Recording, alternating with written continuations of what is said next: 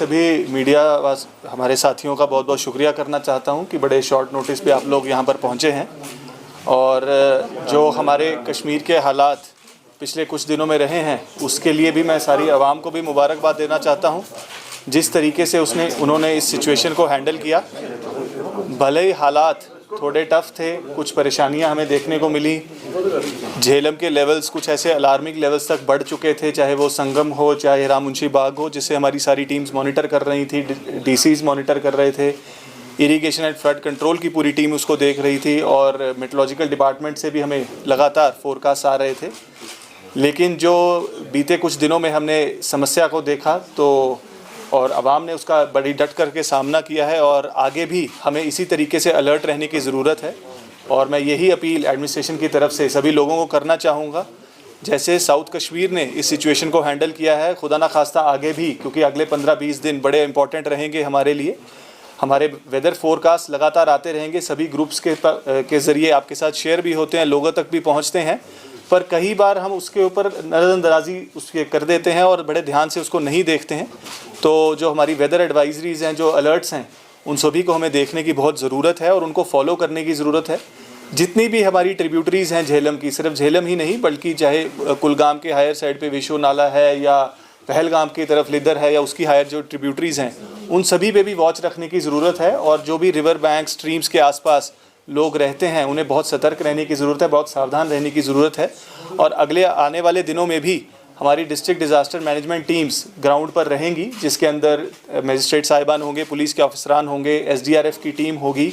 और irrigation and flood control की team तो होगी ही। तो ये भी जो इंटर डिपार्टमेंटल हमारी टीम्स कॉन्स्टिट्यूट हुई हैं, ये 24 घंटे राउंड द क्लॉक काम करती रहेंगी। और हमारे इसी तरीके से जो डिस्ट्रिक्ट के इमरजेंसी कंट्रोल रूम नंबर्स हैं या UT लेवल जो इमरजेंसी ऑपरेशन सेंटर जो हरिनिवास श्रीनगर से काम करता है, उनके नंबर्स भी सभी को वाइड स्प्रेड सर्कुलेट कर दिए गए हैं। और मैं आपसे भी अपील ये करूंगा कि सभी जगह पे, सभी इलाकों में, सभी गाँवों में, दूर दराज के इलाकों में भी लोगों तक ये नंबर्स पहुँचें, ताकि उनको कभी किसी तरीके की ज़रूरत हो, कुछ मुश्किलात हो तो वो हमें रीच आउट कर सके, ताकि हम भी उनकी समस्याओं को एड्रेस कर सकें। फ़िलहाल ये एक शॉर्ट टर्म अरेंजमेंट रहेगा अगले 15-20 महीने के लिए, जब तक जो है हालात या मानसून का जो सिस्टम है वो जो इम्प्रूव नहीं हो जाता है और रिसीड नहीं कर जाते हैं जो मानसून शावर्स हैं।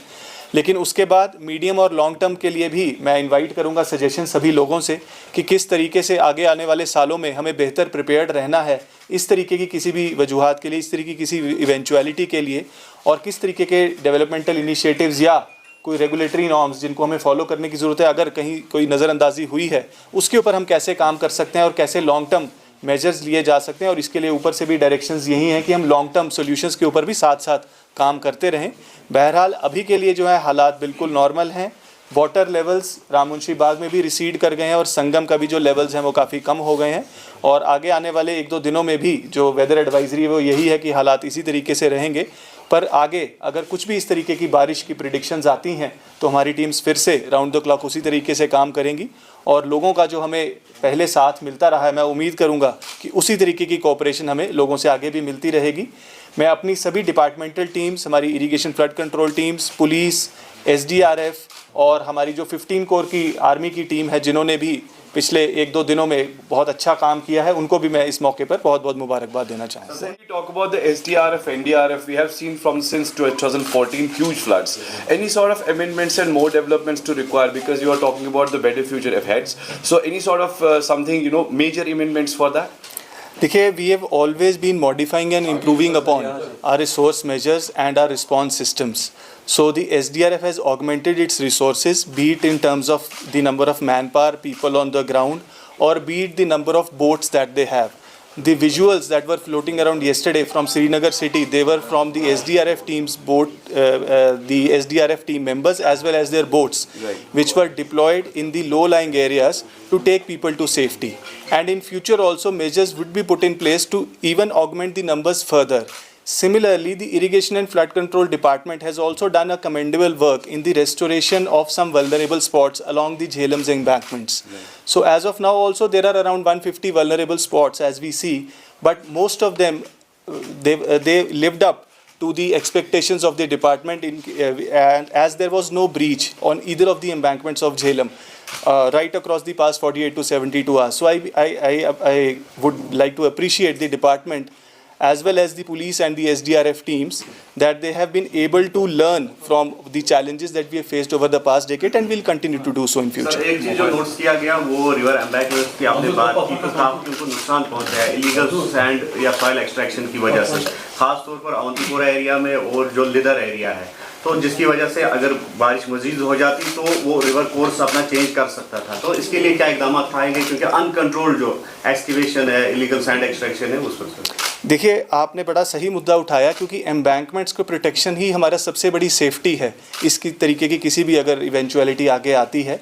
और जैसा मैंने पहले कहा कि एम्बैंकमेंट्स की स्ट्रेंथनिंग पर काफ़ी काम हुआ है और उसी वजह से किसी प्रकार का हमें इरोजन या स्पिल ओवर पिछले दिनों में नहीं मिला है। जबकि हमें ये जहन में रखने की ज़रूरत है कि संगम में भी और राम मुंशी बाग में भी जो हमारे डेंजर लेवल्स तक पानी पहुंचा है, जो कि तकरीबन 10 साल हाई जो लेवल्स हैं वो 10 ईयर हाई लेवल्स थे, लेकिन उसके बावजूद किसी प्रकार का कोई ऐसा नुकसान हमें देखने को नहीं मिला है। तो आई एम श्योर कि जो रेस्टोरेशन वर्क्स हैं वो अच्छे हुए हैं, पर जो कहीं कहीं चैलेंजेस जिस तरीके का आपने जिक्र किया अगर आए हैं, उसके ऊपर मैं समझता हूँ कि हमारी सभी जो डिस्ट्रिक्ट टीम्स हैं, हमारी इरिगेशन फ्लड कंट्रोल टीम्स हैं, उसका एक जायज़ा लिया जाएगा ताकि अगर कोई करेक्टिव मेजर्स की ज़रूरत है उसको तुरंत लिया जा सके। You are saying जो next 20 days are very crucial. In what sense it is crucial or isn't it important? आपने कहा ये important है। मैंने इसलिए कहा क्योंकि एक मॉनसून पैटर्न है जो अक्रॉस द कंट्री चलता है और 20 सितंबर तक हम मानते हैं जनरली कि मॉनसून शावर्स कभी भी एक्सपेक्टेड रहते हैं और उसके बाद जनरल ही रेनफॉल के जो पैटर्न्स हैं वो डिक्रीज़ करते हैं। तो इसलिए जो मेट्रोलॉजिकल डिपार्टमेंट है उनकी तरफ से भी 5 सितंबर तक कोई भी ऐसा हैवी शावर पैटर्न नहीं कहा गया है, मेनली ड्राई वेदर उन्होंने कहा है। हाउएवर इन मीनवाइल बीच बीच में भी कहीं रेनफॉल्स कभी किसी को भी ऐसा नहीं कहा जा सकता है बिल्कुल बारिश नहीं होगी, इसलिए कॉशियस रहने की अगले कुछ दिनों के लिए ज़रूरत है और अलर्ट पे रहने की हमें ज़रूरत है। आफ्टर 2014 फ्लड्स जो है उसके बाद हमने कुछ नहीं सीखा है, क्योंकि हमने कहीं एक वादे किए थे जिसमें जो अर्ली डेवलपिंग जो सिग्नल्स थे, यानी कि उसमें बताया जाता है कि अर्ली वार्निंग सिस्टम्स जो थे वो बनाने थे और साथ में ही जो फ्लड प्लेन जोनिंग थी वो बनाने थे और फ्लड शेल्टर्स बनाने थे, लेकिन उस पर कोई भी काम बाद में नहीं हुआ। देखिए, फ्लड कंट्रोल डिपार्टमेंट की तरफ से जो अर्ली वार्निंग सिस्टम कह रहे हैं, integrated operational forecasting system IOFS live है, उसी IOFS के ज़रिए ही हमारी जो टीम्स हैं फ्लड कंट्रोल की हमें बता पा रही थी, प्रिडिक्ट कर पा रही थी और डाउन द लाइन भी वो इन्फॉर्मेशन कन्वे कर पा रही थी। उसी के साथ एक इंटीग्रेटेड डिसीजन सपोर्ट सिस्टम है DSS जिसको कहते हैं, जो आगे फर्दर डिस्ट्रिक्ट्स में जितनी भी मैन पावर है उसके ऊपर मैप्ड है और उनको SMS alerts time to time पहुंच रहे थे मेट्रोलॉजिकल डिपार्टमेंट के भी और IOFS सिस्टम के ज़रिए भी कि किस प्रकार के वेदर पैटर्न्स आगे रहेंगे और उसी को देखते हुए ही जो हमारी सारी मॉनिटरिंग टीम्स है वो काम कर रही थी। हाउएवर हमेशा ही इंप्रूवमेंट्स का स्कोप रहता है, भले हमने चीज़ें डेवलप की हैं बट और बेहतर इनको कैसे बनाया जा सके उसके ऊपर हम काम कर रहे हैं। अनंतनाग में अभी मोबाइल कनेक्टिविटी कब फुली रिस्टोर हो, क्योंकि अभी भी एयरटेल बैक है? देखिए, ऐसा है कि जहाँ तक मोबाइल कनेक्टिविटी का ताल्लुक है, हम सब देख रहे हैं कि जम्मू में काफ़ी एक्सटेंसिव डैमेज इस वेदर पैटर्न की वजह से हुआ है और हमारा जो लिंक है वो सारा जम्मू के ज़रिए रहता है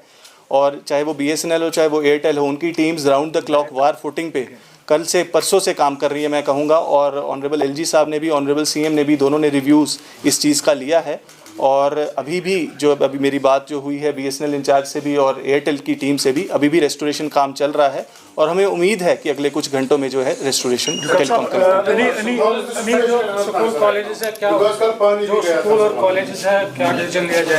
देखिए, ऐसा है ऑनरेबल मिनिस्टर ने आज के लिए जो डिसीजन लिया था तो मैं समझता हूँ कि she will be in a better position कि वो इस सवाल का जवाब दे सकें। मैं सिर्फ सिचुएशन के बारे में बता सकता हूँ कि जो है जो वाटर लेवल्स हैं वो रिसीड कर चुके हैं और इस समय पे किसी प्रकार की किसी पैनिक की कोई ज़रूरत नहीं। सर, 2000 में जो ड्राइविंग का जो एक प्रोजेक्ट उठाया था फिर वो ख़त्म ही हो गया, लेकिन क्या कोई प्रपोजल है आगे जो ड्राइविंग का प्लान है वो फिर से आप? देखिए, ऐसा है कि एक्सपर्ट्स मान रहे हैं कि वाटर बॉडी, देखिए ऐसी है ये जो एक्सपर्ट बेस्ड चीज़ें हैं, ये एक्सपर्ट ओपिनियन, उस पर हमें वक्त लगेगा, तो अभी ऐसा कोई नीजर रिएक्शन हमारी तरफ से नहीं है। हाँ, ज़रूर लॉन्ग टर्म पे इसको ज़रूर रिव्यू किया जाएगा और हम ज़रूर आपके पास वापस आएंगे कि क्या आगे करने की ज़रूरत है।